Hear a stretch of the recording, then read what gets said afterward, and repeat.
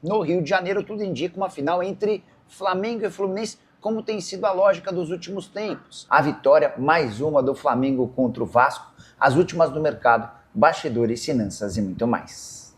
Já Agostinho Rossi, goleiro do Flamengo, segue sem levar gols no Campeonato Carioca. Já são 17 partidas e 1.650 minutos de invencibilidade. No sábado, vocês sabem, o Flamengo venceu o Vasco por 1-0 com gol de Bruno Henrique. Para a gente falar sobre Flamengo e Vasco, Vasco e Flamengo que disputaram nesse sábado a primeira partida semifinal do Campeonato Carioca e deu a lógica. Se fosse fazer uma previsão e se baseasse nos últimos acontecimentos, apostaria na vitória do Flamengo sem gols do Vasco, certo? Foi o que aconteceu, 1-0, e o autor do gol também um velho conhecido, Bruno Henrique, que se tornou o maior artilheiro do Flamengo em clássicos no século XXI. Vitória do Fla por 1-0 também mostra que mesmo jogando no tapetinho do Nilton Santos, o rubro-negro segue superior ao Vasco. Nos últimos 31 confrontos foram só 2 vitórias para os maltinos, contra 18 vitórias do Flamengo e 11 empates. Queria contar ainda que o Flamengo, com o time titular, não levou gols no Campeonato Carioca dessa temporada.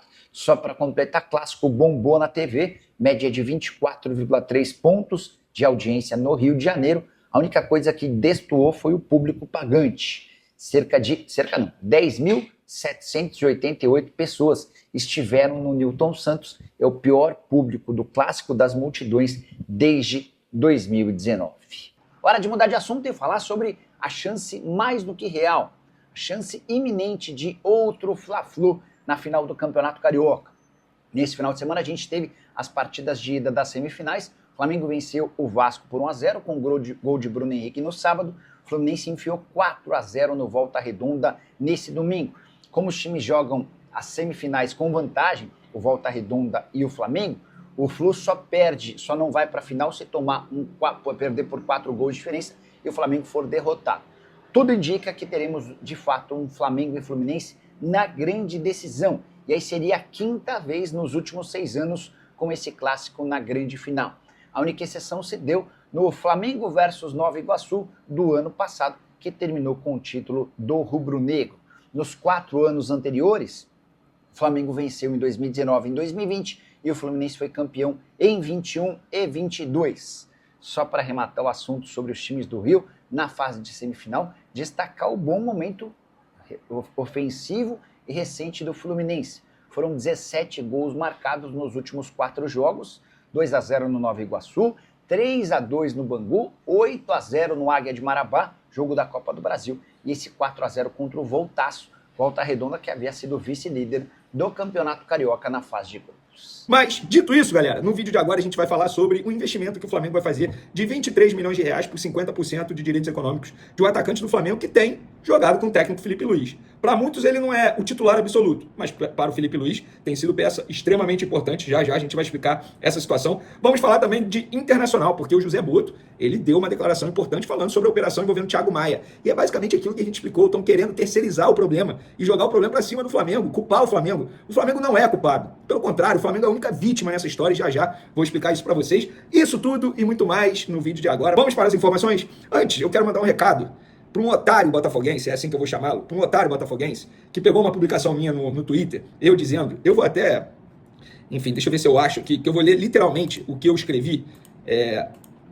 Eu escrevi que foi compreensível o baixo público de 10.966 pessoas presentes no Vasco e Flamengo no estádio Nilton Santos. E aí eu falei que o acesso ao Nilton Santos é horrível, para quem mora no Rio de Janeiro a gente sabe disso, risco altíssimo de confusão por se tratar de um Vasco e Flamengo, as torcidas a gente sabe da rivalidade, ingresso caro, sábado de carnaval, teve o jogo da volta, tem o jogo da volta, ou seja, vários fatores pesando contra, inclusive a torcida do Flamengo não mostrando nem um pouco animada para ir nesse duelo em tom de protesto pela decisão do Vasco em levar o jogo para o Nilton Santos. Aí esse otário botafoguense, não vou mencionar o nome dele, para não dar ibope aqui para ele, disse, queria que você me explicasse o que torna o acesso ao Nilton Santos horrível, por favor. Essa fantasia criada por playboys como você espalha facilmente, quando na prática se tem um trem na porta do setor sul, metrô no bairro vizinho e linha amarela e suburbana ao lado. Acesso ruim para quem? Para todo mundo.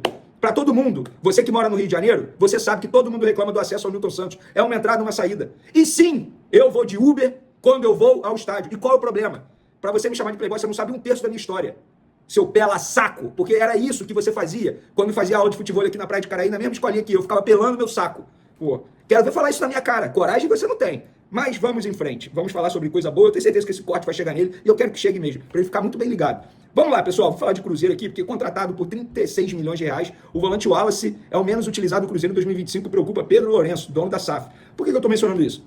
Porque o Flamengo tentou a contratação desse jogador várias vezes. Quando ele foi pro Cruzeiro, eu vi muitos rubro-negros lamentando, dizendo que o Flamengo deu mole. Tá aí, no fim das contas, entre aspas, o Flamengo se livrou de uma furada, porque é um jogador que está sendo muito pouco utilizado. Inclusive falaram que ele estava um pouco acima do peso, também não sei se é verdade, segundo a imprensa que acompanha o dia a dia do Cruzeiro. E por falar em Flamengo, em entrevista exclusiva ao jornal A Bola, José Boto, aniversariante do dia, no caso ontem, né? Porque ele fez aniversário ontem, dia 2 de março. Parabéns ao José Boto, muita paz, muita saúde nesse novo ciclo dele. Ele afirmou que o Flamengo e Palmeiras lutariam pelo título em Portugal. Não gosto muito dessas comparações porque podem soar ridículas, mas diria que, por exemplo, este Flamengo lutaria pelo título em Portugal. Este Flamengo que nem foi construído por mim, mas onde eu estou hoje, lutaria pelo título em Portugal. O Palmeiras de Abel também, de uma forma diferente, teria que se adaptar a jogar em grama natural. Mas acredito que essas 2 ou 3 equipes disputariam o título em Portugal e outros países. Não ficariam para trás, até porque é uma questão de ritmo de jogo que se adquire na Europa. Mas certamente estariam entre os primeiros colocados em muitas ligas europeias. Muita gente tratando isso como polêmico, eu considero zero polêmico, gente. O time do Flamengo é muito bom. Se você botar no Campeonato Português, e o Campeonato Brasileiro, ele é mais disputado que o Campeonato Português.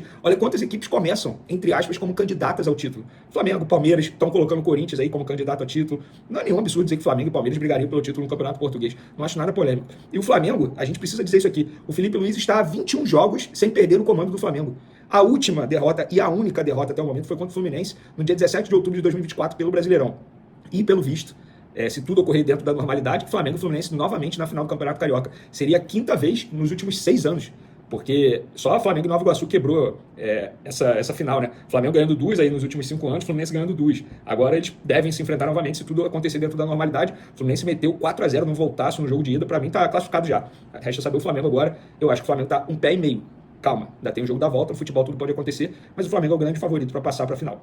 Vamos agora para os 2 assuntos mais importantes do vídeo. Gonzalo Plata bateu uma meta contratual no jogo contra o Vasco e o Flamengo vai investir 3,9 milhões de dólares, cerca de 23 milhões de reais, para comprar mais 50% do atacante. Vamos lá, eu já falei isso aqui recentemente, que o Gonzalo Plata estava próximo de bater essa meta e no jogo contra o Vasco ele bateu a meta. Vamos recapitular, contextualizar toda a negociação. Em agosto de 2024, o Flamengo comprou 50% de Gonzalo Plata junto ao SAD, do Catar, por 4,1 milhões de dólares. Os clubes, na ocasião, combinaram o seguinte: se o atacante disputasse 1.500 minutos nos primeiros 12 meses de contrato, e essa meta foi batida contra o Vasco, o Flá teria que comprar mais 50% do atleta por 3,9 milhões de dólares, com pagamento em 3 parcelas, a primeira à vista, a segunda em 12 meses e a terceira em 24 meses. Com isso, totalizando 8 milhões de dólares por 100% dos direitos econômicos. Além disso, tem uma cláusula, perdão, pessoal, além disso, tem uma cláusula no contrato que dá ao Flamengo a opção de pagar 1,3 milhão de dólares para o Al Saad e fazer com que o time do Catar não tenha direito a mais-valia em uma futura venda do Gonzalo Plata. Ou seja, vamos resumir para você, o Flá vai gastar ao todo aí 9,3 milhões de dólares, cerca de 52 milhões de reais, acabando de pagar em 2027 por 100% de um jogador atualmente considerado titular pelo técnico Felipe Luiz, da seleção equatoriana e apenas 24 anos com o poder de revenda. Eu sempre critiquei aqui algumas situações envolvendo a antiga gestão. Nesse caso, nós temos que elogiar, porque na minha concepção foi uma boa negociação. Se a gente for parar e analisar como o mercado de transferência está inflacionado, você pagar 50 milhões de reais pelo Gonzalo Plata, que tem se destacado com a camisa do Flamengo e que já fez até gol importante na final da Copa do Brasil contra o Atlético Mineiro, não acho nenhum absurdo. Por 100% dele, eu não tenho dúvidas que o Flamengo vai vender esse jogador por um valor bem maior do que esse aí. Eu não tenho dúvidas. E vocês, o que vocês acharam dessa situação? E por falar em situação, vamos lá. Ontem, na Zona Mista, no sábado, na Zona Mista, após a vitória sobre o Vasco, o José Boto falou sobre a situação envolvendo o Thiago Maia, que não foi para o Santos, porque o Flamengo exigiu uma garantia financeira do Santos, o Santos não entregou essa garantia financeira e a negociação não foi concretizada, porque o Santos ia pagar um valor ao Internacional para contratar Thiago Maia e também ia assumir o valor que o Internacional tende a pagar ao Flamengo. O Flamengo toparia fazer desde que o Santos apresentasse uma garantia financeira. Por quê? Porque o Flamengo não via vantagem em trocar apenas de credor. O que o Flamengo ia ganhar com isso? Nada. O Flamengo tinha que ter uma garantia que o Santos ia pagar. E o Santos não apresentou. E aí o José Boto falou o seguinte: o presidente BAP deu uma ordem para não negociar nenhum jogador com clubes brasileiros, ou seja, não vender nenhum jogador sem ser à vista ou com garantias. Isso é pela má experiência que tivemos e pela demora da justiça em fazer justiça. Foi uma ordem do presidente que não podemos negociar sem garantias. O Santos não deu as garantias. Ponto. E aí depois, no mesmo dia, na mesma noite, Alessandro Barcelos, presidente do Internacional, falou o seguinte: o Flamengo está muito rígido em relação às garantias bancárias e disse ao Santos: e pelo que eu estou vendo, o Flamengo está preferindo ficar com o Inter de credor do que com o Santos. É o que eu estou sentindo.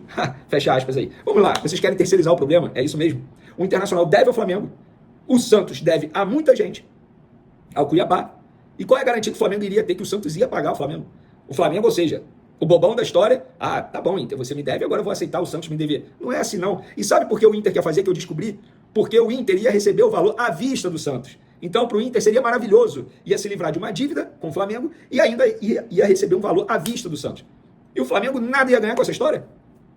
Mas o Inter já deve ao Flamengo, o Flamengo vai ganhar nada mantendo... Não, o Flamengo não tem que negociar nada sem garantias bancárias. Tá certo, tá certo.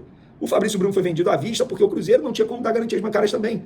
Só que o Cruzeiro é uma SAF. Tem um cara que é milionário no poder dessa SAF. Ele simplesmente fez uma ligação, tá bom, paga à vista. Para ele não mudou nada. Já o Santos não tem como dar garantia, sabem por quê? Porque a Globo não quis ser fiadora. Porque a garantia que o Flamengo exigiu foi a Globo, o pagamento de direito de transmissão. E por que a Globo não quis ser? Você sabe a resposta, eu também sei. A gente sabe. Então o Flamengo está certíssimo. E não vem com esse papinho que é culpa do Flamengo, que o Flamengo está sendo muito rígido. Não. O Flamengo só quer a garantia de que vai receber. Ponto e acabou. Está certinho. Não pode dar mole para esses clubes que têm uma má fama no mercado. Porque é isso que tem o Internacional no momento e é isso que tem o Santos no momento. Valeu, galera! Família, ficamos aqui com o nosso giro de notícias do Flamengo, informações exclusivas e atualizadas para você ficar por dentro de tudo, não perder nada. Chega aqui deixando seu like, se inscrevendo no canal, ativando o sininho de notificação, muito importante a sua participação. Agora a gente vai ficando por aqui, um grande abraço aí no seu coração, segue para mais, até o próximo vídeo, vamos que vamos.